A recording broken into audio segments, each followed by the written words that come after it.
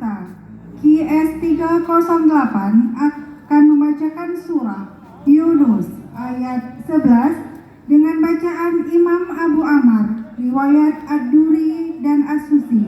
Peserta QS 308 akan membacakan surah Yunus ayat 11 dengan bacaan Imam Abu Ammar, riwayat Ad-Duri dan As-Susi.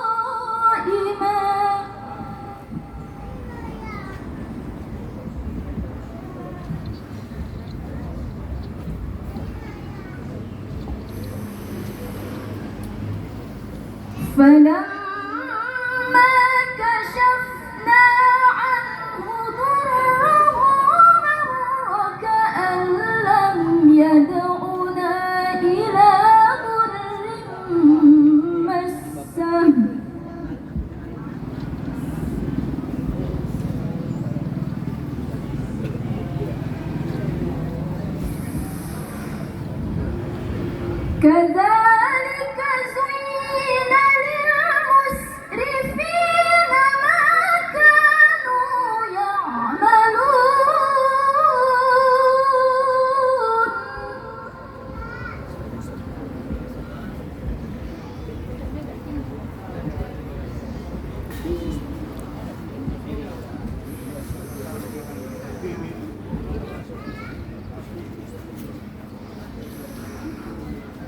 وإذا مس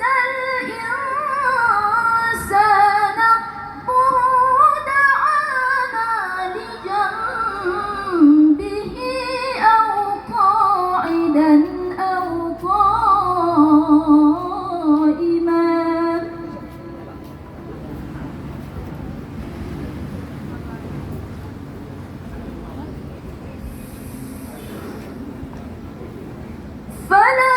فلما كشفنا عنه ضره مر كأن لم يدعنا إلى ضر مسه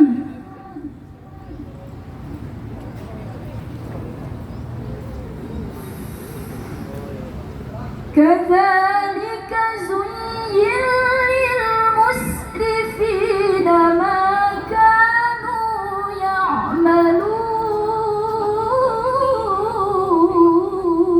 يعملون صدق الله العظيم.